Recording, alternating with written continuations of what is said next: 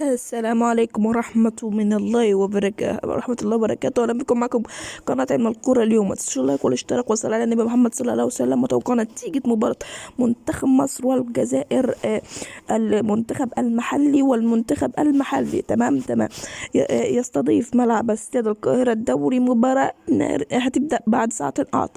بصور فيديو اعذروني الفيديو ينزل متأخر، لكن خلاص الماتش على وشك الإبداء. فانزل توقع، لو انت شفت الفيديو انزل توقع المباراة قبل ما تتلعب علشان تبقى التوقعات ملك ملوك التوقعات. من المعلق محمد الكلاوي، والقناة كده بين سبورت 2، والمعلق محمد مصطفى عفيفي.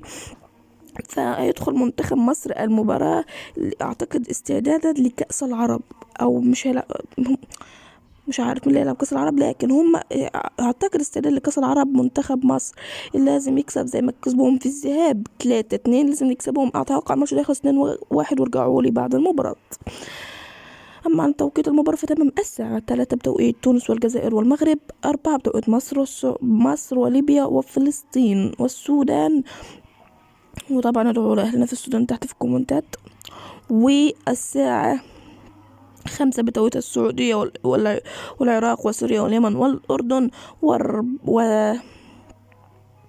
و6 بتوقيت الإمارات وسلطنة عمان، لا تنسى.